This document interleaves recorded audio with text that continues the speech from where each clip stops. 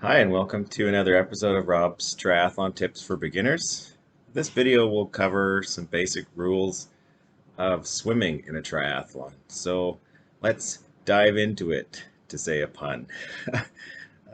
Starting with what I call rule number one, you can use any swim stroke you want to move forward.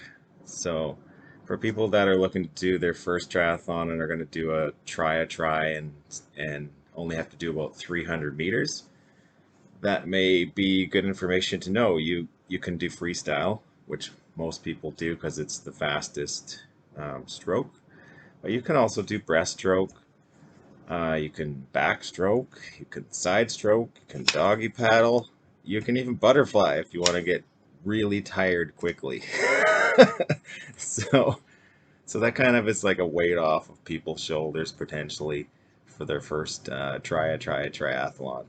Rule number two, if you're tired and you're doing an open water swim, just take a break. You can do that by treading water, um, just floating on your back. You can hold on to a buoy. And if there's a support kayak or boat nearby and they're not moving, you're typically allowed to just grab onto them. Take a breather, try to calm down your heart rate if you feel like your heart's racing, and then carry on after that. As long as you don't use the boat to move forward, then you might be disqualified. Rule number three, you do need to wear clothes, no skinny dipping. uh, Typically, there's a minimum of wearing a pair of triathlon shorts for men or a race suit for women. A triathlon short looks kind of like cycling shorts, except for the padding in them isn't as thick. And so you sacrifice a little comfort on the bike, but you also don't have to run with this big pad in your shorts later on if you're not going to change out of those shorts for the run. Rule number four, you usually have to wear a swim cap that's provided to you by the race organizers. Your cap is usually going to be a specific color based on your age or your gender and the distance that you're completing. There are some events that have different lengths of triathlons over several days of the same weekend, for example. So you may have a yellow cap and somebody doing a different distance has a pink cap or something. If the water's super cold, you can have your own race cap on first, then put your goggles on, and then put the race cap you've been given over top, or put your goggles on the outside. That may keep your head a little warmer. Rule number five would be a wetsuit may or may not be allowed based on the weather if you're doing an open water swim. So there's typically a local authority that makes a decision based on the temperature of the water and the air temperature. They look at those two things and they'll make a call whether it's too hot or not for a wetsuit. It could also be wetsuit mandatory if it's really cold out. I've had as little as 30 minutes warning before a race that a wetsuit would not be allowed.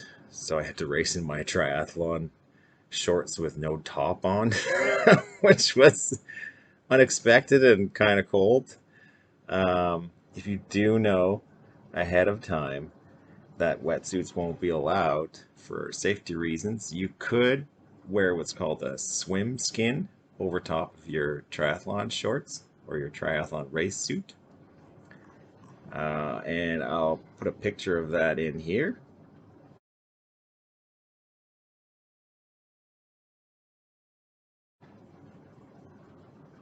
That's what that kind of looks like.